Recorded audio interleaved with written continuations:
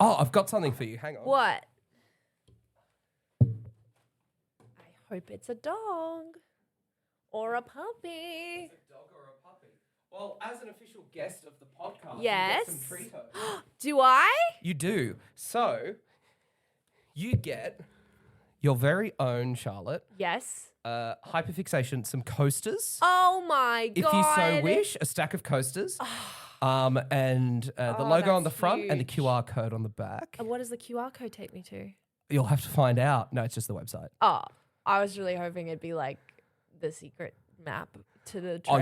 Oh, yeah. The schedule for the next month. But also you get a Hyperfixation, the podcast. Wow. Pen. I've been waiting my whole life to have a pen Yeah. at all. Well done. And I can't write. It doesn't come with a pen license, so I do apologise. I never got my pen license. Fun fact about me. Never. You never got your pen license? I never got my pen license. I was on my L's and I think I was and to be, I'm not that messy. I don't have that messy of handwriting, but I think my teacher just like kind of like gave up and just got she just didn't want to do it anymore. And so I just never got my pen license. And so I've been illegally writing, which is pretty upsetting. And hello, everyone, and welcome to this week's episode of Hyperfixation, the podcast, your weekly deep dive into the niche and the eccentric. We're joined today by the wonderful Charlotte Pitt. Hi. Thanks for having me, Noah. How are you, Charlotte? Better now. Fantastic. Better now. I've been trying to get you on the podcast for a little while now. Everybody has. Yeah. My agents, the phone's been ringing off. Yes. the hook. Thank you so much for taking the time and being on the podcast. Thank you for having me. You're a bit of a Doctor Who fan. I'm a little bit of a Doctor Who fan. You know, I dabble. Like, okay, so my history with Doctor Who, as I said in the Patreon episode, you know, Yep. you'll have to find out. Tune into for the whole Patreon story. commentary, folks. But my history with Doctor Who is that I was raised on the Russell T Davies Yep. era. 2005 onwards. Of course. Like, I remember watching Eccleston. Wow, I'm already in trouble. Oh, sorry, then, folks. And then I watched, like I was in my big peak around like the 2012, 2013, 2014. Like I was on like Super Wholock. Super Wholock. Although I didn't like Supernatural. Loved Sherlock. Did and you love loved Doctor Tumblr? Who. Of course. Yeah, I was okay. right. Do not cite the sacred text to me, witch. Sorry, I was there when they were folks. written. Like, please.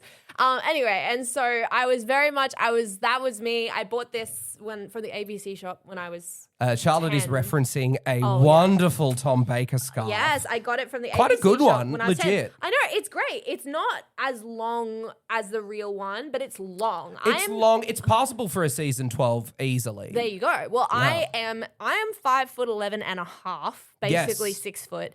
And it is You're a tall very gal. long. I'm a tall gal, and Yeah. it is longer than me, Yep. and it's just a long scarf. Yeah. And now I wear it as a fashion statement. But anyway, I've gone back, I've watched like everything from my childhood I've watched, and then I've seen some of Capaldi, but I got out while the going was good. I really did. I'm sorry. I tried. I've seen Heaven Sent. That's great. But then I don't want to see. Probably my favorite episode. Well, yeah. you're right about that one. It's real good. It's banger. It's a banger. But do I want to watch the drivel that comes next? No. I want to get out while the going is good. That's one thing that you got to know about me. Yes. So anyway. Well, I did make the mistake of not going out while the going was good. Yeah. And I'm still here. And now you're still here. Well, I'm still here and the show is not. Yeah, there we go. So- You outlived a 60-year-old show. Believe it or not, twice. Twice. But But I'd never seen any classic Who until we watched The Five Doctors recently. yes, you which and is very I exciting. watched The Five Doctors, and gee, it was a treat for It a was. girl to come around to my house and say, hey, look, I want to watch some classic Doctor Who. And I said, say no more, babes.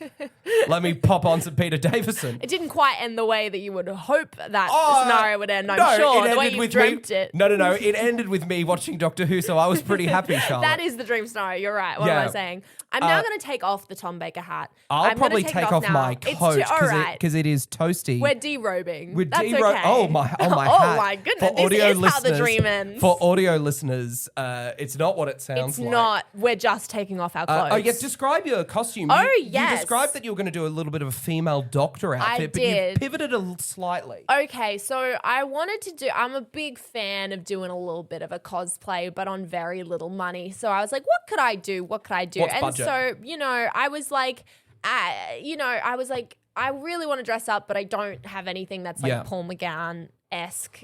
Yes. So what I've done is I'm sort of just like Doctor Who companion vibes. I've always wanted to be, even though I don't like Clara as a person, as a companion, sorry to Clara, but I do love the way that she dresses, and I always have. So I've got a sort of companion vibe. I've got my boots on. I got my long boots. I got my knee boots. That's very kind of Amy Pond. It's a bit Amy Pond. I got a little tartan skirt, a tight little skirt that's just a little bit too tight. It might be the smallest skirt I've ever seen. Perfect for a Doctor Who companion. Very perfect for it. Like, could I actually realistically run away from monsters in this skirt? No. All those and that's boots? All the boots, and that's how you know that it's an accurate companion Also, you've got a scarf you can trip on easily. So true. Because it's taller than you. Because it's taller than me. Yeah. Then I have a little. Honestly, it kind of looks like Lois Lane in the Yes. David Corrin sweat Superman, but that. She's hot. That's fine. So I've got a little singlet and then like a little black vest, and then of course my Tom Baker scarf, which I bought in the ABC shop when I was 10, even though I hadn't seen any of Tom Baker seasons, but I knew it was Doctor Who, and I was like, that's mine. But then there was this guy there, and he was older than me, and he was like, you can't buy that without the hat. And I was like, I think I can do whatever I want, sir. And I still think about him every day. I hope he died. Every day. I hope he died of pneumonia. I hope he died on the operating table. I hope. Well, that is very interesting of you to say. And that will tie into what we're talking about today. For audio listeners as well, I'm wearing my screen accurate Four Seasons Doctor outfit. Yeah, but Charlotte, yes. Charlotte, you said to me a little while ago that you wanted to watch the TV movie because you'd never seen it before, and you were always very interested. Yes. And you said, this is good because I want to show it to you. Well, of course. Yet another occasion for a girl to come over to my house and for me to show her classic Doctor Who. Always happening with you. Oh, relentlessly. Crazy how you keep finding yourself in these scenarios. Bashing down the doors, wanting to watch. No, I want to watch classic Please. Who. Please, Where's Noah, please. John Pertwee? I want to see when he brings out the jelly babies. Please. Oh, my hat. Oh, my hat. And I said, wait. There is a 30th anniversary 4K restoration coming out. You did make me wait. And I did, and I had to wait too. We did. And we have it here. So I have here the limited edition steelbook. Have you seen the steelbook? Do you want to have a look? Have a look at the steelbook edition with some wonderful art. That's beautiful art. We're also accompanied by the 1/6 scale 8th Doctor figure. Yeah, he's always here. I was going to get my photo of me with Paul and Sylv, but there wasn't room on the set. There's no room. But I'll put it in the video edit. There's a photo of me and Paul and Sylv. That is a good looking. It's a fabulous. I saw it and I was like, yeah, I want it. I feel beautiful. it's great, and I feel like it's a bit of a landmark thing. But we have just recorded a Patreon commentary of the full TV movie. Yep. I've seen it a bunch of times. I've never seen but it. I've not seen the 4K version. You've never seen it. Never seen it. And until now. And we're gonna talk a bit about it. So Great. General thoughts. General thoughts. Did you like it?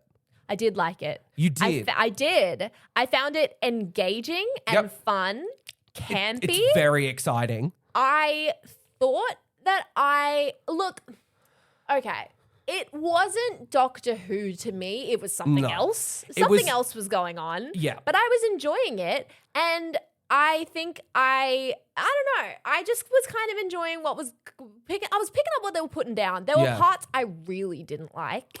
Okay, which we'll get into. I'll go beat by beat and we'll give there a bit were of parts I really didn't like. There were things I was a little iffy on. But overall, I enjoyed. I thought that it was. I thought my first impression going into it, not fully knowing what to expect, is that I thought it was going to feel like a Hollywood cash grab. Yes. Because it was always my sort of understanding that this was like the Americanized version of it. It's a common conception about the film. Yeah. That was like unsuccessful, and because it was too Americanized and they tried to make it too rom-com-y and like it was just all wrong, too Hollywood, and didn't like match with the tone of Doctor Who at all. And the tone was really different. And it was very Hollywoodized, I suppose, but it did actually genuinely feel like it was made with a lot of heart, and they were trying their best to bring Doctor Who into a new format, and I appreciated that. So Yeah. Look, overall, I liked it. I agree with you. Like, I think it gets a lot of hate. Oh, it has previously gotten a lot of hate. I think now we're entering more into its nostalgia era. Yeah. Like how the prequels of Star Wars went through that. Of course. Everyone's going, well, actually, there's a lot to love, and there is a lot to love. When you're putting it up with 7 to 9, anything's good. Well, At least that was the exactly. plan. This is the thing when you get some of those Disney episodes, you go, oh, You're like, oh I remember my when we had God. it good. Yeah, I remember we were talking about Darth Plagueis the Wise, and we were all like, oh, remember Death Sticks, gang? You remember that? Remember how great Death Sticks were Remember as the a Death thing? Sticks? Ugh, bring that back. So we're going to go through beat by beat. Okay, great. And I know a lot about them. Not a lot about, but I know a bit about the making of. I've seen the movie a lot of times, but Okay. I've got a bit of a classic Who reference and a new Who reference. Like, this is the bridge between classic Who and new Who. Yes. If Buffy is new Who, this is very much X-Files. Okay. Is how it feels. I'm with you now. It's sci-fi, but in a sort of really accessible way, Yes. with a rom-com-y sort of, Yes. I really like the tone of it. Also, like, it looks amazing. It did look very The nice. production design is just awesome. That TARDIS That freaking killed it. TARDIS. It killed it. Because it has always been my feelings, my take, my vibe that we don't see enough of the TARDIS. And I know that that's why it's special, but those shots where you finally get to see in the TARDIS, like the ones that jump out to me when David Tennant is choosing his outfit and you see the wardrobe. You just see like little glimpses. just a glimpse, and you get to see like all the scarves and the chunky knits from years past, and you see the coats, and he's wearing Tom Baker scarf, and it's so special, and you're like, oh my God, the TARDIS. And we know there's a swimming pool, and there's just the episode with House, and they're the running doctor's through wife. the doctor's wife, and they're running through, and you just see like corridors, and they're corridors of horror, but it's still really cool to see it. And they're always talking about bunk beds and swimming pools and the library, and I just like just it. nice little ideas, yeah. And I don't think it's sustainable. I don't think that you can always show all of the TARDIS because that defeats the purpose. But I love it. Well, just having a freaking actual furniture in the TARDIS console room, cool. Yeah. And it's like Very classic Who. classic. Yeah. I love it. And it's dark and like dimly lit, and it's mysterious, but it's homely. very. And Yeah. it shows like who the seventh Doctor. Sorry, who's that one? It's the seventh Doctor. seventh Sylvester one? McCoy, the Yeah, seventh thank you. Doctor. The seventh Doctor. It sort of shows his taste and where he's at in his life. He's kind of in his twilight His retirement, years. yeah. It's a nice setting for him. He's got his scented candle. He's got his book. He does he's have a going scented candle. He's gonna. I said in the Patreon, I was like, God forbid a guy reset his nervous system. Like he's trying to have a chill night.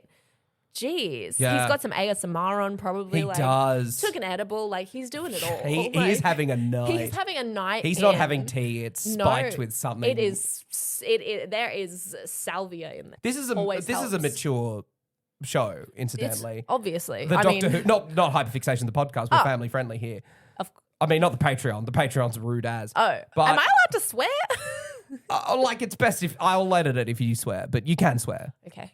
Just, I mean, if you try. I do like to swear. Yeah, you do. I swear a lot. Do you? I think we both swear. I've been told I swear a lot for a girl is what I was told. I was like, by a man. A man. A man said this to you. A man did say this to me. Men often say things to me. I wish it would stop. Oh dear. So let's go beat by beat through this movie. Let's. I love that I have a stack of coasters here and my cup wasn't on any of them. Yes, I appreciate that. Thank you. So we cold open. Cold open. Yes. Skaro, the home planet of the Daleks. Yep. Which we last saw blown up by the Doctor like 3 episodes ago. Yeah. So like literally Sylvester McCoy blew up Skaro. Or you could make the argument he tricked Davros into doing it, but yeah, the Doctor blew up Skaro. Destroyed it happens sometimes. And it's back. It's back. Somehow Skaro has returned. Somehow Skaro has returned. Look, and it's and then it starts with this opening narration where it explains that the Master is at the end of his life. Yeah. And he's being put on trial by the Daleks. It was because they would put him on trial, not just kill him. And I said it was very season 5. When I was a little girl, I had an imaginary friend and I ran away with him and we've been running ever since. Dun, dun, dun, dun, dun. It was just like, whoa, here's what you missed on Glee. You know what I mean? It was just like, it's just this information overload. I didn't get any of the information and had to ask you later. Well, yeah, you asked and then it's like, oh, well, they explained that in the opening. And it's like, who's paying attention to the opening? I wasn't ready yet. No. And it's all sort of information that's, we don't need Skaro or the Daleks for this story. No. And like, sure, it's sort of cool to have the reference, but it's a lot. And look, there's a lot of things the TV movie does really well. Mm-hmm. However, my hot take is that the TV, and I said this in the Patreon, the TV movie walked so series 1 could run. It's true. Russell T Davies is a genius, but he wrote down everything that the TV movie did wrong for Doctor Who and didn't do that and basically made series Rose. Yes. And it was like... He basically was like, it was just exposition, like crossed out. Yeah, he was like... He was like, exposition is a no. Yeah, random Daleks... No. We're going to start instead with a wide shot of the Earth. Yeah. Pan down to an alarm clock. An egregiously pink room. Doctor is not protagonist. Doctor's not protagonist. No. Blonde Billie Piper's tired. She's like, what the heck? What time is it? She's got bed hair. She kisses her mum so goodbye. Relatable. She goes into town, London town to be precise. She goes to the shops. She's working in a shop. Yeah. She's 19, got a job in a shop, comes from nothing. She's a chav. Anyway, that's not important right now, but that's how Rose opens. And that was what he said. Russell T Davies was like, that's how I'm going to open my show. Well, exactly. Ground you in some reality instead of instantly Doctor, going not the protagonist. Sci-fi planets, Daleks. Yeah. And then... Because that's not what the show's about. No. That's... Noah? No. What's the show about? Humanity. Well, exactly. It's about human stories. Exactly. It's about human stories. So we get the Master of the Daleks, Skaro, in this 45-second opening narration. I didn't even register that was Skaro. No. I was like, meh. Also, there's a title that says Skaro, but it's like, why? It's not important to the story. Oh, was Davros there? I would have... I didn't see him. Well, I mean, Skaro's not supposed to be there. It just got blown up. Yeah. So, like, I don't know. It's anyone's guess. Look, there's a lot of things that the TV movie put into canon that have now been explained out of it, outside of the new series. Because the new series, with everything that was like a legacy thing, just was like, oh, I'm back now, who cares? The Time War.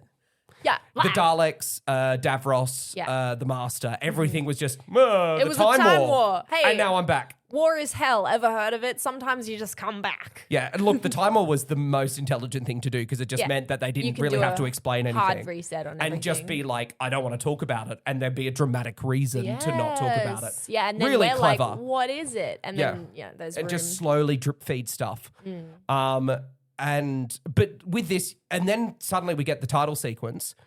Which was fun. Oh my God. Opened with the middle eight, as you said, because I'm always like... It might be my favourite version of the theme. If people don't know what we're talking about when it goes...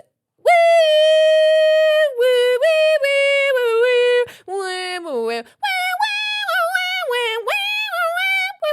which famously, when you watch that on the ABC when I was growing up, that part was always cut off by a man. And he was like, next time on Doctor Who. Yeah, right. And he's like, next on the ABC. Spicks and Specs. And literally, it was always Spicks and Specs. And it was like, oh my God, let me listen to the... It never would let me. Sorry to all of our listeners. I apologize. That's all right. I'm increasing the volume of that. I think that you should. Yeah. Sorry, anyway, it's bringing back so many memories. Yeah, I know. Wow, what a blast from the past. I know. Much like this movie. So then, title sequence is great. We've got this awesome model shot of the TARDIS flying through the vortex. I like that it's a space vortex. Yeah. Like a star field, and then there's this time field sort of around the TARDIS. Nice. I didn't like it. Yeah, you didn't like it. Well, it wasn't my favorite because it's not my favorite intro because it was weirdly slow. The tempo was slow. It was like a march, which I understand. For a movie. It was like a call to action. But I just think if you're doing a movie, you got John Williams, you gotta get cray with it. Like I just listened to like I was gearing up for this podcast earlier today, so I was listening to all of the intros. Oh, amazing! And like I can't remember which one it was from the 80s, and I was like, that is the 80s one. And like that's what I need. I don't want this slow. I need that would be now. my only criticism of the. We're bringing it into the new era of the 1996 theme is that it doesn't have any electronic elements per se. What's and up with that? But like it's the movie. They're doing something different, and it's like electronic music is Doctor Who. And I could be wrong, but I assume that. And I wasn't born in the 90s. I wasn't there. Believe it or not. Were you not born in the Oh my God. I was born in 2000. Okay. Which is when this movie is set, technically. Partly, partly set in 2000. For the last bit of it, I was there. The last 10 minutes is set in the year of World War 2000. I was born in November 2000, everybody. Anyway, I was not there in the 90s. I don't know what people were feeling, but I can only assume that the 80s obviously is like the electronica, like it's like it's the synth, and the 90s is, it's the grunge and so I imagine that they were like, well, we're bringing Doctor Who into the new era, so we can't have like 80s synth, like that's not cool anymore. We need to distance ourselves from what's come before. Yeah. I could be wrong, that's just a theory. Also, like, big budget. Like, we've got, like, 18 times the budget that this thing used to have. We need to be big and proud. I get why they've done it. Yes. And I love the theme. Did it pay off? No. Not in my opinion. Unfortunately not. Too it didn't slow, pay off underwhelming. Also, didn't like the time vortex. Not a fan. No. That time vortex, underwhelming.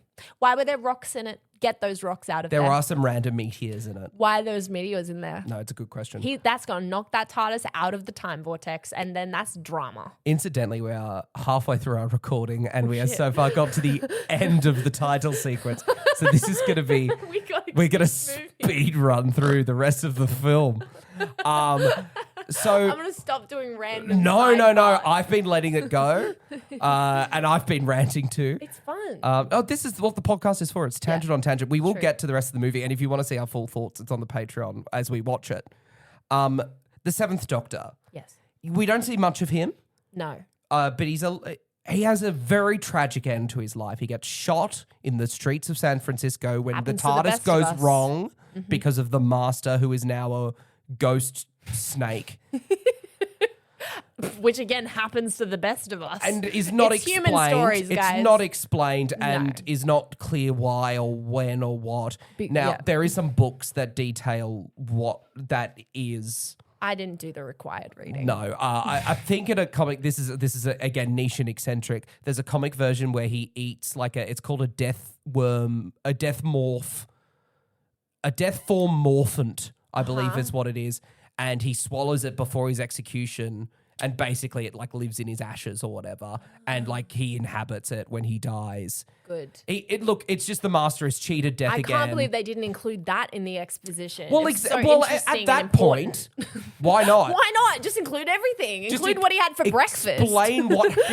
Explain why this character is now a snake. It seems important because I didn't know that was the Master. I was like, oh great, a ghost snake. What's he doing here? My old enemy, the Master. That's the only. And then suddenly he's a snake. He's a snake, ghost snake. Yes, and Sylvester McCoy's upset. Very. He dies on an operating table. He does. And he's dead. You see him die. He screams on the operating table and dies. It is awful as an end for that character. It's upsetting. And he's an really interesting incarnation of the Doctor, and he's really flawed, and he's quite manipulative and dark and not a great guy. Without the Time War to have an excuse for it as well. He's very much the Doctor pre the Time War. Yes. Yeah, he very much hubris. Yes, ego and all of the Doctor's nothing foibles. to humble him. But he's charming and he's eccentric. I love the Seventh Doctor, but he meets a tragic end, which is just horrible. Yeah, I think for me, I've never watched an episode with Seven. But for me, we should watch Remembrance. It's great. Well, let's watch Remembrance. Maybe if we can remember. Hang on. Wow. It wasn't quite worth Where's it, that but coming from? it's my soundboard. Oh, I thought like Oh, somehow sorry, Paul yeah. McGann You've not got your headphones on, so you didn't hear that. I was really confused. It kind of seemed like it was coming out of Paul McGann. He is making that noise. Yeah. What was I saying? Oh yeah, just as someone that hasn't seen Seven, it made me just like sad because I was like, this is the doctor. And he's just like a little old man, and he just dies so inconsequentially. Yeah, I sort of do like he just steps out into a situation and he's gunned down before he can even work out what's happening. Yeah. Like, I feel that's very true to him. Yes, very true to him. And it's also but not usually true to the way he dies, though. No, exactly. But it's nice that sort of humanity is just like, oh, whatever. Yeah. Like, does not care. But that guy cares. What's his name? The Chang Li. Chang Li. And there's something funny happened with this. Chang Li. So the doctor's lying there dead on the ground. And the Chang Li, the boy, is like, don't worry, Chang Li's going to look after you. And I was like, well, who's Chang Li? We cut to the ambulance and there's this man, Bruce. Played by Eric Roberts. And I say to Noah, is that Chang Li? Joking, because I don't think that this white man's going to be called Chang Li. And Noah goes, yeah, that's him. And I was like, oh, okay, great. The white man's called Chang Li and they know each other and Chang Li's looking after him. I don't figure out until I think it's more than at halfway the end through of the movie. Yeah. very end of the movie. I'm like, wait, but why did these two know each other and why is the white man called Chang Li? Yeah. And Noah was like, what the heck are you talking about? What the heck are you talking about? It was very funny. Chaos it was a comedy of errors. Comedy of errors. But the white man was not called Chang Li. Long story short. We also meet, in this cast of characters, we meet Dr. Grace Holloway. Yes. And she's at the opera with her boyfriend, Brian. And champ. And they're just enjoying the opera. She sheds a tear at it. She loves it. It's so beautiful. She loves that opera. She gets a call and she has to leave. Brian is fuming. He's fuming. He is not down. They break up over this. They do. He does it over like text. You know what? I get it. I'd be pissed. Hey, babe, I've spent $3,000 on these like back. It's also like back row opera. It's not like front row or anything. Yeah. Like they're up the back. Yeah. I'm this really important.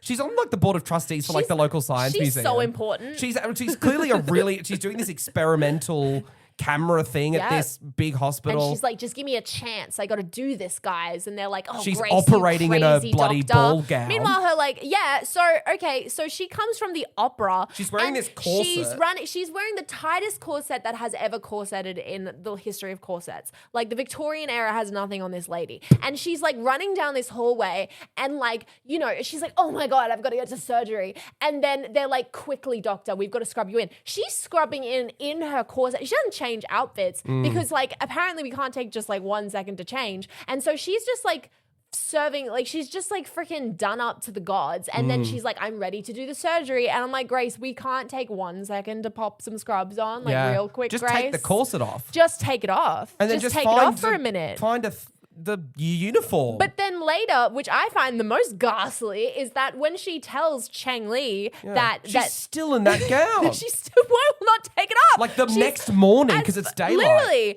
And she's like, as far as she knows, like this could be his like father or whatever. And she's like yassified to the gods. And she's like, I'm so sorry. Your father, he's passed away. Your friend, John Smith, is dead. He's dead. And she's like, she looks like a freaking 10. And I'm like, girl, hey, you know what? I think you had time to take those scrubs off. She looks like Adele who's just sung at the Oscars and she's just like, sorry. I screwed up the surgery. And it's like, he's dead. Well, are you a surgeon? What are you doing here, lady? Or were you just like a wandering street performer? What's happening? Very, very strange. But the doctor is dead at this point. He's dead. He dies for like 24 hours or something, or like overnight or something. Mm-hmm. Very, very odd. But he has a bag of things. One cool little nod is that Chang Li obviously doesn't know what to call him because he's just this random guy on the street he's found. And so he calls him John Smith. John Smith. It's a nice little touch. See, that's a nice reference. It's fun. It's cute. It's cute. But it also like makes sense in the circumstances, But do you know what else? I think it could be foreshadowing the fact that he just gets the doctor and he gets the TARDIS and he gets it. And like the TARDIS at that moment was probably like feeling it and was like, this guy gets it. He can open the Eye of Harmony. The TARDIS lets him do a lot of crazy stuff. The TARDIS will let him do anything. The TARDIS turns on the console. It opens the Eye of Harmony, which shouldn't be open for anyone. I get it, girl. Sometimes you just meet the right person. Yeah. It's just like all bets are off. I get it. Like basically the Eye of Harmony turns into the panel of the console room in season 1 that keeps opening. And it's like you see into the eye. It basically is the same idea. With Bad Wolf inside it. Yes. You couldn't pay me to explain Bad Wolf. Yeah. I don't understand it. I don't get it. Oh. We can talk about it later. That's a separate, I don't get it. We don't have time. It's fine. We will talk through Bad Wolf as a concept. Yeah, I just don't get it. She says, what? Why is it written everywhere? Why is she Bad Wolf? Because she sent it through. We don't she need to sent talk about it. Okay.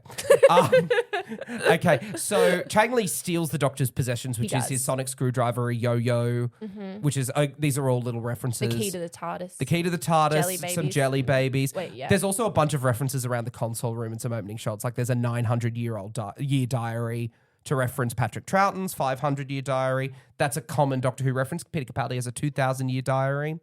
Nice little touch. That little thing always comes around. Wouldn't know. Oh, yeah, no, that's where you jump while ship. the Gone was good. Yeah, well. And then the Doctor regenerates. Very dramatically, I might add. They do. I love, so they cut between footage of old Frankenstein movie. Yes. And I like the that. Doctor regenerating. I like the comparison between the two and the whole it's alive and like that horror gothic thing. That was fun. That's cute. Because it is, reminiscent of the opening with the H.G. Wells. Yes, and and with it's the time machine. It's analog horror. I don't know if analog horror is the right. Classic horror. It's classic horror. Yeah, Victorian horror. Like there's a lot of inspiration and a lot of good inspiration. Yes. Like it's like they've got lots of great ingredients that they're cooking with. But unfortunately, they made one fatal error, which was to include my arch nemesis, that one man. What is his name? Google him. What is his name? I actually don't have my phone What on me. is his it's name? recording the podcast. I hate that So man, and I need to know. You're going to have to find your phone. I'm sorry, Charlotte, to do some research. Every opportunity that man. So he's like talking to the dead bodies. He's like, oh, nighty night. And I'm like, okay. Like he's just like monologuing to the dead bodies like a crazy man. And I'm like, okay, is this like meant to be funny? He looks like Dudley Dursley, but Meets Dudley Chris Farley. Dursley was like a failed comedian. Yes. / mortician. And I just He'd did not been cancelled in the early ooze. Literally, every shot of this man, I was like, get him off my screen. I did not like him. Yeah, Hold on, you had an keep instant talking. no, thank you. Instant dislike. Yeah, I did not instant like distaste him. to this person. I didn't like him at all. It's a violent regeneration. I like how violent it is. It was violent. And like, but body like, horror. how This it's one had a lot of body horror. It is literally just, in terms of making that, it is literally Sylvester McCoy and Paul McGann pulling faces. Yeah. For like 10 seconds lying on that sheet. They are just on that gurney. Pete Callahan. But I don't know if that's who plays him, but let's keep the actor out of it. Pete Callahan. I just hate That's them. his character's name? I'm pretty sure. Yeah. The character's I think someone calls him is, Pete.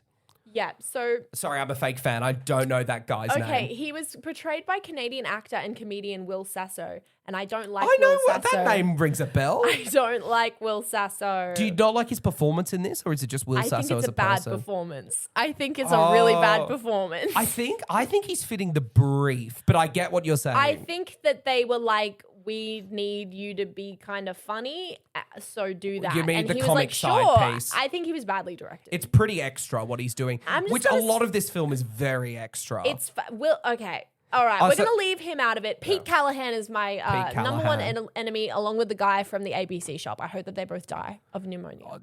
Yes, on an operating table. Mm-hmm. A couple of important plot points as well. Yeah. The experimental probe breaks inside of the Seventh Doctor's body. Yeah. During the operation, they don't get it out for some reason. They just leave it in there. Sometimes that happens. Because they haven't done the autopsy. They say there's an offline about they'll do the autopsy tomorrow when people are awake. They are way too lapse. Yeah. Because it's this like the 30th of December. It's late. It's cold. It's cold. And wouldn't it be snowing? Oh, no, San Francisco's It's not south, snowing. is It's it? raining. It's raining the whole movie. raining. Which actually I didn't really notice. Like in the very last scene, I always would notice their hair would get wet but never really see the rain just because of the poor picture quality. Yes. Now you can see that it is in fact raining in like half of the location stuff. And it's raining heavily because, you It can is shoot. piercing down. You can shoot in rain and you won't notice it. Like Yeah. a Hold lot an umbrella. Well, yeah. On the actors, they're getting drenched in the they're shots. struggling. It's crazy. Do you know the opening of The Sound of Music? It was raining. Like at the Is that true? the hills are alive. It's like raining a lot, but you can't tell because it's like rain for the most part doesn't show up on camera. Yeah, well, it needs So to be it has to be pissing down. Well, famously, Singing in the Rain, they used milk. Famously. Yeah, milk Famously. to appear on screen because it wouldn't appear. Must have smelled so bad. Oh, their costumes. Can Poor you Gene imagine? Kelly. Oh, just rotten after like an hour. Ugh. Warm bodies. Yuck. Yeah. The Anyway, worst. really disgusting. Well, Much like the death form mutant indeed. that slithers and slops its way around San Francisco. Yep. Much like Tommy Wiseau at the time. We also realized mid-movie that obviously The Room and Doctor Who, the TV movie, are set in very similar time in the same place. So in the same place. Johnny And, from The Room is walking around. You're a Literally. big fan of The Room as Big well, fan aren't of you? The Room. We Big might fan of get The you Room. as a correspondent with Taylor and I when we chat The Yeah. Room. Any day shot could be when Johnny is in the flower shop. There it could is a be when shot. they're There is a shot, we pointed it out, that looks a lot like one of the opening shots that they use in The Room. I wanna- of those houses on the hill. Yeah, there yeah, was yeah. so many of those houses. There was a few The Room like transition, like location was. panning It shots, really and I'm like, was. oh no. I was like, no, please, like, oh, please, dear. please don't show which anybody actually I hadn't really naked. noticed before. I don't know, it's one of Yeah. those things you forget. Well, do you know the thing I was most concerned about In in the movie. terms of San Francisco and you know just worrying about the welfare of the city is that the hospital ward.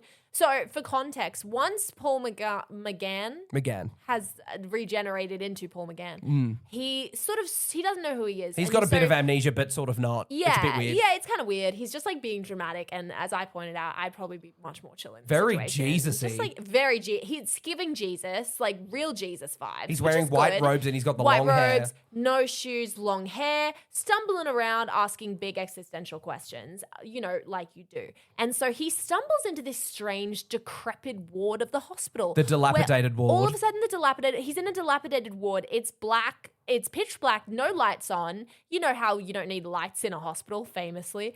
And there's puddles on the ground and broken glass and like baby dolls everywhere. And it's never explained why It's very there's a odd. dilapidated ward in the. It's cool in the- visuals. It's cool visuals, but like there comes a point where you must explain where we are It's style and over why substance. we are. It's really style over substance. Because I was over here all on my high horse because then he goes ramsacking through the medical lockers. doctors' lockers and he's like, ooh, here's a fancy coat. I'm going to take it. And I was like, what are these, like pirate doctors? Why do they all have weird outfits? And Noah was like, oh, well, it's New Year's Eve. They're all getting dressed up afterwards. And I was like, oh, fair. That's good that they explained it. But they can't explain the dilapidated ward. No. Is it also Halloween? Is it a Halloween New Year's Eve party and they're doing like a maze later? Yeah, also, like, why is everyone dressing? I've never really thought about this, but why are they dressing up for a New Year's Eve party? Does anyone do that? Is that a San Francisco thing? Actually, I did. Did you? I had a New Year's Eve party for 2025 where everybody had to dress up with something to do with the number 5. Oh, that's a cool idea. That's a Mine, cool I idea. dressed as Charlie from High Five. It was really exciting. That actually, yeah, great fit. I would have yeah. got as Peter Davison because I'm so cool. People would have loved it, and all those girls would have been banging down your door in order to watch Classic Who with you. Good lord. What do you think of Paul McGann? Like we get to know him throughout the rest of the movie, and he's got to do a lot in because Sylvester McCoy's there for like 25 minutes. Paul McGann only has like 40 minutes on screen. He's got to establish his whole character, like, and it's sad looking at it now because this is the whole, pretty much his whole screen time as the Doctor. Yeah. Is in this movie, and it's not the best story ever. It's fine. Yeah. There's big issues. It looks great. He's great. But what do you think of Paul McGann? So I think that he had a really tricky job because as a whole, I don't often love post-regeneration Doctor, like because That he's so story hopped is- up. yeah. He's so hopped up on regeneration juice and also it's a new actor playing him, And they're figuring it out, Yeah, like- and like don't get me wrong, the Christmas Invasion and the 11th Hour, I'm like really just thinking about those two. I love those. They're great They stories. are amazing stories and great episodes, but I do find, especially, I hate to say, 11th Hour is it's like basically perfect, but it does kind of, I don't know, when he's all hopped up on the regeneration juice and it's like, oh, I don't know who I am. Oh, I need apples. And like, it's like, to me, it always feels like, Matt Smith, he's having so much fun and he just really wants to prove himself. Anyway, I digress. I feel it's like a short dose thing. Yeah. You know? And so I just think it's really, he's got such a tall order because not only is he dealing with a new format, he's dealing with a new doctor, with a new everything. Yeah. And everything's different. It's single camera now for the first time. Yes, it's single camera. Yeah. It's just a new style of everything, a new audience that it's going for, it's a new decade. It's a new decade, sorry. Anyway, all this is to say, I think that he does a really good job. I think that he's really good. I wasn't expecting to like him as much as I did, especially because for a lot of the beginning, he's literally just like, oh, who am I? Oh, I remember the times with my father. The amnesia as a post-regenerative thing, and they've sort of touched on it, and I'm like, I think that's a nice way of doing it. Yeah. It's like, oh, who actually is he? Yeah.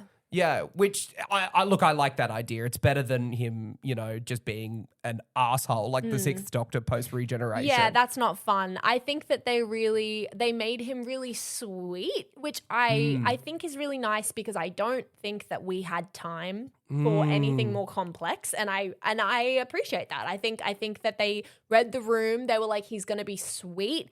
He's going to be trustworthy. There's this naivety to him, but this optimism that's very the Doctor. And I think a lesser actor, it would have been kind of creepy, but he was never creepy. No, he was so earnest. Because I was like, okay, I was cynical because like Grace, the Doctor, Dr. Grace, she's like basically falling in love with him. And I'm like, what sensible woman has ever seen a raving lunatic man being like, who am I?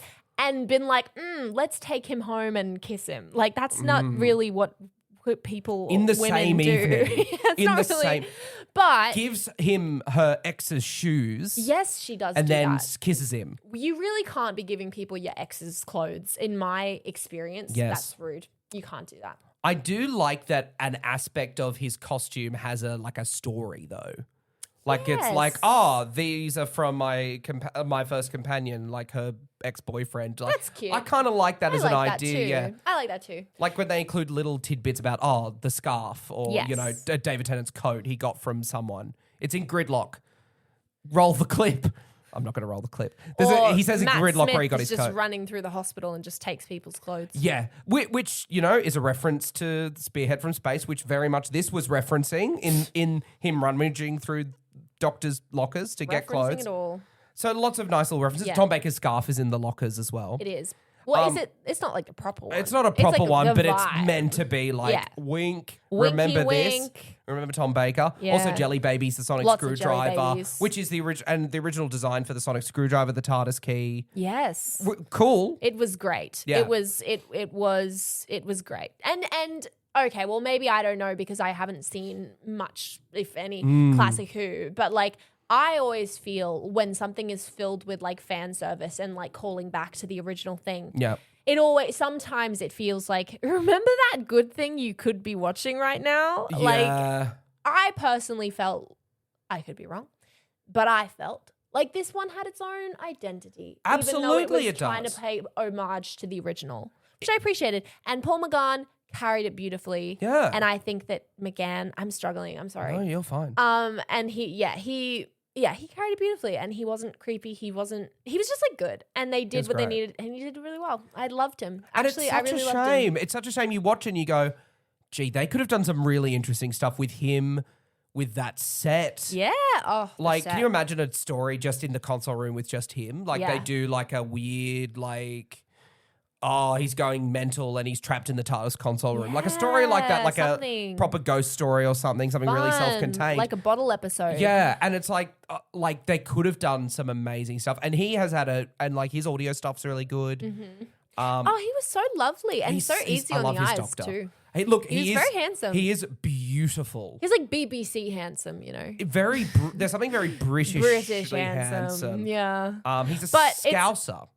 What? He's a Scouser, interestingly enough. He's from the north. That means. He's from the north. He's from the. Well, lots of planets have a north. Lots of planets indeed have a north, but he's gone very sort of RP David Tennant-y, estuary, that sort of region. One thing I wanted to ask, because a big contentious part about this, like in terms of fandom, is Eric Roberts as the Master. Mm-hmm. Now, this is a hot take. I really like Eric Roberts as the Master. I think he's great. Look. He's sending it. He's so camp. He's so camp. But so is the Master. Like, come on. Absolutely, the Master is camp. I always dress for the occasion. Literally, that was one of my favorite parts of the movie. I was like, yeah, come on, that's sick. It's sick because he's like, well, I hope you understand the gravity of the situation, Master. And it's like... Because he doesn't. Yeah, because he's just taking the piss. Yeah, because... And that's the point. Yeah. Anyway, I really like him. I also liked him. He was campy. He was fun. He was wearing leather because it's the 90s. Yeah. He was like stepped right out of the Matrix. It was great. A lot of big sexual... We'll get to the big sexual references as well later. Yes, There's indeed. a lot of them in this. Yeah. No, I thought he was great. I mean, I don't have any strong feelings about the Master, honestly. Yeah, I'm as a just character? Like, yeah, as the character. Like, I don't know why. I've just never really felt connected to him. I guess like my biggest memory is when like watching the episode where he stares into the drums and I was always like, oh, that's cool. With like, John Sim and all of that. Yeah. Like I guess John Sim's like the main actor I know of it. Yeah, because I feel most people associate John Sim with the Master. Yeah. And that's fine. I mean, that's like classic. I mean, I guess it's from the Russell T Davies era. It's classic now. But I mean, but you know what I mean? It's like it's like what Stephen Moffat did with Moriarty. Like it's like I don't know. He turns him into this sort of like, you know, sexual kind of like, you know, gives him devious little playboy, you know, an early twink. 2000s edge. Yeah, exactly. Yeah. And so that never really particularly resonated with me when I was a kid. So I really appreciate seeing like just like a villain with a big old cape. Like, it's put like the cape on him. I am the Master. You will obey me. He's evil. Look at my fit. Look at my fit. He's like, I've got an evil plan and I've got time to change. I do. Unlike Grace, who had no time to change, it would seem. Yes, and all the Eighth Doctor, really. Like, he just had time to find some pants. That's true. That's what happens when you've got a plan. You have time to change. Yeah. Think before you act and you will be able to put your cape on. That's what I always say. Tale as old as time. Yeah, as Confucius said, plan ahead and you can put on some pants. If I had $1 for every If I time. had $1. Yeah. I love the Master in this. I think he's like also like scary, not in like a creepy way, and he's not doing this insane like Heath Ledger's Joker performance that John Sim borders on. No one gave him a posthumous Oscar for this one. No, exactly. And Sacha Dhawan just like... Nor should they. No. I think Eric Roberts is great in this. He's great. He's not... Nobody's winning any awards for this. No, and that's fine. Maybe the production designer. That TARDIS deserves an Oscar, I think. Deserves something. It does... Oh. I didn't mean it like that. But no, Sacha Dhawan like is Heath Ledger's Joker and that's his version of the Master. And for me, that is not the character. The Master is all about control, dominion, controlling others, not just like blowing everything up. Like that's the Cybermen. Although no, that's not really the Cybermen. That's the Sontarans. They want to blow everything up, right? Yeah. The Master is all about control and dominion, and he does that a lot. And I think the characters broadly are serviced well. Like, I think the Master and the Doctor's relationship is really true. I think the Master is very true. There are some hot bits of lore that they add in to this, which we're going to go through. So there's a few bits of established lore that they are just like running off like nobody's business. Time Lord has 13 faces, 12 regenerations, comes from Gallifrey, the Daleks and Skaro, the Master. The Doctor tells a little story about his father, which is actually my favourite scene in it, when he's like, oh, my father and I were looking into the stars. And I think that's Paul's best bit. It was good. I was talking through it. So like charismatic and optimistic and beautiful. And just so true and like human almost, which is, which is the thing. Which is the point of it. Because the Doctor is half human. Well, we can talk about that. Apparently. He has that was weird. He has the retina of a human eye. And therefore he is half human, according to the Master. According to the Master. Which, the way he plays it is very much like it is a legitimate discovery, like the Doctor is half human. Oh, this explains why he likes Earth so much. And the Doctor, like, it's not a surprise to him because then he tells the guy with the bow tie. Later he confirms it by saying, I've got a secret, I'm half human. Which is a weird thing to say at a party. Just like, keep that to yourself. This isn't Ancestry.com. Calm down. Now, they do reference... No one cares about that. Basically, it is widely assumed that this is just BS. And this is just not the case. Also, like, we have the whole timeless child thing, so the Doctor isn't technically a Time Lord even. So, like, there's no way that the Doctor would be even half human because they're not even a time, you know? Like, so that's kind of confuses it. Also, Peter Capaldi's Doctor, they made He has parents. The doctor. Yes. Yeah, because he's like crying and they his reference parents adoptive are like, parents. Oh, okay. And they say, oh, well, that's a lie. And again, it's Clara there being like, like Clara's there, she yeah. comes, whispers at his bed, is like, one day you're going to do amazing things. I'm like, Clara, get back One day off. you're going to commit genocide 18,000 times, Doctor. One day you're going to kill everybody that you know and love. One day you But won't then be you're able to gonna save meet Adric me. from the Cybermen. She just whispers all of like the things that keep him up at night as an adult. All of the horrible atrocities. Yeah, so you're going like to be in Love and Monsters and it's not going to be received very well. the more we reveal about the Doctor's backstory, the less interesting the Doctor becomes. Very true. Like there is a thing about the 50th having like, oh, we've seen too much.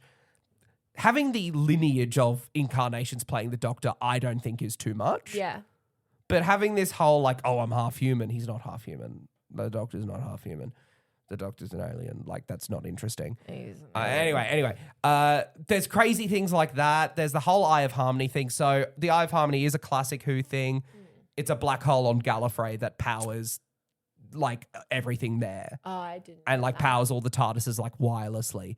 And then this TV movie cemented the idea that the Doctor's TARDIS has its own Eye of Harmony, which is an idea they then carried over to the new series to explain how the TARDIS functions without Gallifrey. Because the whole idea was that all the TARDISes need Gallifrey because that's where they get all their power from. Oh. So it's like the epicenter of time travel for them. So the Eye of Harmony is an established thing, but it is also like this weird like vortex that is... And you need the eye of a human to open it? Yeah, you need an eye of a human. Why are they involved? They're like not Time Lords. It just confuses itself but on the surface it's a very simple plot, but it just like it's running circles around itself and becomes very confused. And you watch it and you go, why? It's almost like it's difficult to make 60 years of television make it all make sense. Which is what Russell T Davies learned is then, well, don't make it about 60 years of television, make it about one series of television. A new thing. And just have a character in it that's lived a lot. Yes. Yeah. And that was it. Doesn't really want to talk about it. Exactly. Very smart and idea. give a dramatic reason why. Yes. You know? And then you can drip feed stuff back in. Yeah. I mean, the first Rose has Autons in it, which is as classic Who as you can get. Bob Holmes is one of Bob Holmes' finest creations, and here they are. Anti-plastic. Fantastic. That's pretty good. That's a pretty good northern accent. Lots of planets have a north. That's pretty. I can't do a northern accent. Lots of planets have a north. That's good. Thanks. Anti-plastic. Do more David Tennant. Do more. We're looking for wow. It's don't more, eat pears. People assume time is a Well, subjective time. Well, actually, it's looking at from does a lot of non-linear, face acting, doesn't he? A lot of like eyebrows and like, from non-linear, non-subjective viewpoints. More like a big ball of wibbly-wobbly, timey-wimey stuff. That's good. Brilliant. That is brilliant. That was bad. No. I'll keep most of that in. That was pretty good. We are getting to the end of our time here. We've got more to talk about. We have so much to talk about. Quick, rapid fire. Rapid fire. What did you think of the Doctor and Grace's relationship? This is the first time we see the Doctor kiss someone and have a romantic relationship. He's flirted with a couple of people in the classic series, but like nothing like making out with someone. Okay. Within that context, that is something because I'm so used to New Who where, you know, he's every 5 like minutes. 10 makes out with everybody. Like, Matt Smith is making out with everybody. They're just because they're hot and they're sexy young men. So it's like even Peter Capaldi gets a bit. They're all freaking making out with everybody because they're sexy. Everybody knows that. Shooty did kiss Jonathan Groff though. That was pretty. He only got one kiss. Shooty, that's crazy. The sexiest Doctor got one kiss. With Jonathan Groff, though, he spits so much it's worth 25 kisses. Yeah, good Lord. Anyway, no, I didn't love Grace completely. And I can't quite put my finger on why. Maybe it's a bit not unfair. I literally said I think it's the fact that she's American that's rubbing me the wrong way. And it's Doctor Who, like it's like a bit of a vibe thing. I might have been a bit hard on her, but I was just like, no. I think it was the vibe. I think the vibe was off. But that being said, Yeah, it wasn't my favorite part. Their relationship wasn't my favorite, but I thought it was a good anchor for a pretty good TV movie. Yeah, it's a pilot, and it feels like a pilot. It does. And look, I think I really like Grace in the fact that they've gone, right, we're going to make her powerful and intelligent and really smart and really proactive. The issue is she's the companion. And so in that role, she needs to be the relatable one. Yes. And because of that, there sort of isn't anyone. Chang Li sort of is a little bit of a substitute, but because he's got this sort of gang thing. He was a bit wasted. Yeah, he wasn't really explored. He was just a bit cowardly and a bit. So it's like they had all the right ingredients. It's just a bit of a mess in execution. You know what made me kind of sad is that it made me sort of mourn the loss of what Martha Jones could have been. It's similar. It's like they had great stuff going on. Yeah, because I think Martha Jones obviously, like, she's so smart and she's beautiful and she's independent and kick-ass, but then they've given her this horrible, like, this really tragic aspect to her is that she's like in love with the doctor. It's unrequited and he kind of treats her like shit for the whole season. Yeah. And I think that it's like, I think most people look back on it now and it's like, why did they do that to Martha? Like, there was why give her that journey? There was better stories to tell with her. And I think, I don't know, I think that, I mean, obviously it's just very different, but they're comparable because they're both doctors and they're both sort of like taking that intelligent doctor woman comes with the doctor and falls in love with him, but like is still an independent woman on her own. I just think I think it's interesting that there was such a step back in when was season 3, like 2017. When it bounces back, it's like, well, now we've got a Yeah, it was just kind of weird. Not that this movie did it perfectly. Like I felt it was definitely, you know, I'm a strong woman. It's the 90s. So this is written by a man. Like, it definitely felt a little off. It feels a bit forced. I appreciated the swings. Like, if we don't try, we'll, you know, shoot for the stars, shoot for the moon, you'll aim among the stars and whatnot. And her and Paul McGann are very nice together. There's some lovely little bits. And they had lovely chemistry. Yeah. I thought that they were, overall it was good. And some lovely repartee and lovely bouncing. And, like, I think just, it's a great cast. I agree. I just think it's all a bit much. But that being said, the 30th anniversary restoration was a wonderful way to watch it. Yeah. And Charlotte, watching it with you was also a wonderful way to watch it. I had so much fun watching it. So I wanted to thank you for watching it with me. Thank you for having me. And thank you for being on the podcast and having a review. I'm sure you'll be back soon. I will be. Anything you want us to plug? Anything you're in at the moment? Anything? You're an actor? You're an actor in Sydney? I am an actor in Sydney. My Instagram is Charlotte Pitt _14. Charlotte _Pitt 14. I'll chuck it up in the in the description. I don't think I'm in anything at the moment, but hey, do you want to plug your Letterboxd? Oh my god, yes, my Letterboxd is LOTTEP. I'll also put that in the description. 14, I think LotteP 14. Yeah. Because I love my Letterboxd. Yes, give Charlotte a follow, folks. I love Letterboxd. And you can check out our full commentary over on the Patreon. So true. We have so much more to say. We do have more to say, especially on this film. But should we do a part 2? We will see. We will see. We should do a different one. Yeah, we'll do a different one. Yeah. Oh, we'll do something, a different property. We could do something. We need to do Thomas the Tank Engine. I don't know that much about Thomas the Tank Engine. we will figure something out. I'm just kind of passionate about it in my own way. Yeah. Well, that is what Hyperfixation, the podcast, is all about. So true. And the friends we made along the way, of course. Oh, Friends, the TV show Friends. Oh, yeah, we could talk about Friends. We could talk about I've got a few friends that could do Friends. Hey, what? Are you kidding me? A few friends that could do Friends. How could you? That's not fair. I'm your only friend. Can you get us all on there and can we do Friends trivia against each other? That actually... I'm the best at Friends trivia. Editing team. Yep. I have a large editing team. Write that down for Noah later. I am the best at Friends trivia. I'd like that to be put to the test. Wow. Well, we will put that to the test. Yes, please. Soon. But in the meantime, have a great week, everyone. Bye.